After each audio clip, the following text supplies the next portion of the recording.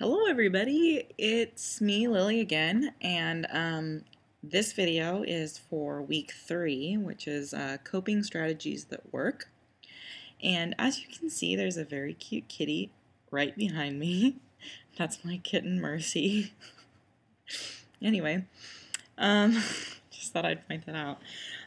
So basically, what are coping strategies that actually work? I know that a lot of people probably have seen, on various eating disorder recovery websites, there's a list of things that you can do to keep yourself from turning to behaviors.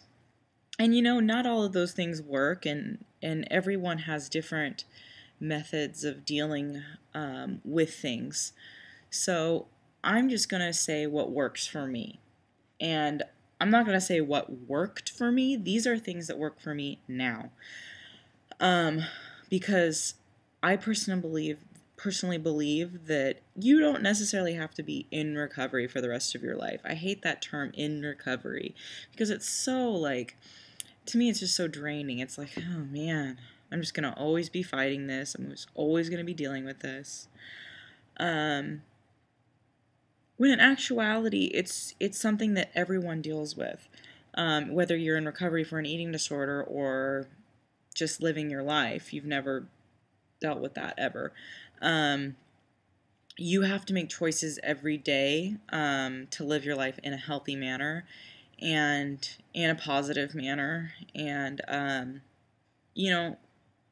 we all have a choice to make whether or not we're going to feel good today and we're going to stay positive today, or we're going to let ourselves be taken over. And I will honestly say there are days where literally I just wallow in my sadness and I vent, and all I do is talk about how crappy I feel. And, personally, I think that's okay. If you're, some people might not agree, but for me, I think that it's okay to, if there's a place where you go to vent. For me, it's my Twitter, it's my blog, it's people who I trust, who are my friends. And honestly, yeah, okay, you don't want to every single day go to that friend and be complaining about your life, because the whole point of living your life is to be living it, not to just be negative all the time. So, on that note, one of my biggest pieces of advice is to stay around people who are positive so that you will make the choice to be positive in your day. A lot of times I know that when I'm feeling really crappy, I want to isolate. And that's very common for a person with an eating disorder. It's very common for a person with depression. And being a mom, it is harder now for me to get out there and hang out with friends that I used to have, because a lot of them don't have kids, or they have their work life going on, and I'm a stay-at-home mom, so they don't have time to hang out with me and hang out with my kid. So get around people who do understand you and who are positive. So for me, it's finding positive stay-at-home moms. Okay. I have done that through various groups. In my last video, I mentioned finding things that you're passionate about. For me, it's natural parenting. So I got to know moms that I could relate to and that I could get together with through cloth diapering groups on Facebook, through baby wearing group on Facebook, through my town's mommy group on Facebook, and then and through milk sharing as well. And then I go over and hang out with them and hang out with their children. And I'm not kidding you. I can go from my week has been horrible. I go out and hang out with someone, and it's almost like a switch, because you just get a different perspective on your day, and you feel so much better after that. And you just, at least for me, that's just how I feel. So then another coping mechanism that I was mentioning was finding a place to vent.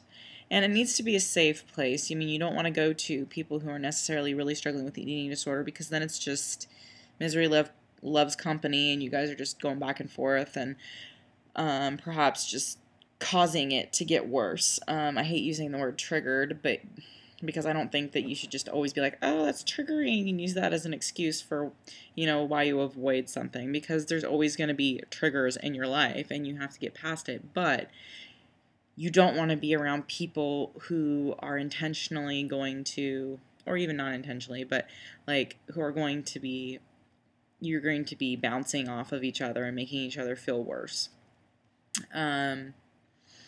You want to be around people who are uplifting. I mean, not all the time. Obviously, no one's going to be uplifting all the time, but people that you can talk to about not just your recovery, but about everything in life. And if that has to be anonymously on a Twitter account or that's protected, or a blog that no one knows who you are, or whatever, then that's fine. Or therapist. I mean, counselor. For me, I find it valuable to pray and to talk to God about how I feel. I mean, there are days when I don't want to talk to God, and that's just the truth. But, there's a lot of like coping mechanisms out there, like, oh, hold a piece of ice if you feel like self harming, or snap yourself with a ponytail holder to keep you from self harming. And those have never worked for me because I feel like they're just replacing a negative habit with a less negative habit. Do you know what I mean? Instead of actually confronting what you're dealing with and talking about it and changing it, changing your emotions, changing your feelings that you're dealing with. You know, it's really strange, but like, I never thought that I would be able to say that I don't really feel like purging anymore, or, I mean, there's always going to be those feelings, and there might be things that you deal with, and you have to realize that if you do come to that point where you do a behavior, that doesn't mean that the day is over, and in order to move forward, you need to find something other to do. So say, okay, you're dealing with really wanting to purge because you had something that really freaked you out, a food, or you did something that really freaked you out. And purging could be vomiting, it could be using laxatives, it could be going and exercising a whole bunch. What you want to do is, even if you do the behavior, cut it off. Afterwards, you go find something that you can do that gets you out of that mindset. So for me, that's, focusing on what's really important. For me, it's my son. So say I'm really struggling and I do something that I really regret, and then I stop afterwards and I'm like, wait. What's really important here? And I go and I play with my son, or I play with my cats. And, another thing, you could read, you could watch TV if it helps you zone out. Some people, it's like, you can't really focus on TV. I know that's how it was when I was really underweight. It was like TV and books. I couldn't really focus. So that was not really a good coping mechanism. Same with listening to music. It always seemed like the lyrics were telling me something, and I always felt like really depressed by the lyrics of every song that I listened to. So in that case, then you need to get out. You need to get out of your house. You need to get out of the environment that's really causing you to feel negatively, and get around people who are positive. That's such like a key aspect, is to be around people who are positive and don't necessarily just know you as a person with an eating disorder. I mentioned that in my last video. But get around people who know you and like you for a mutual passion that you have. For me, it's, again, natural parenting.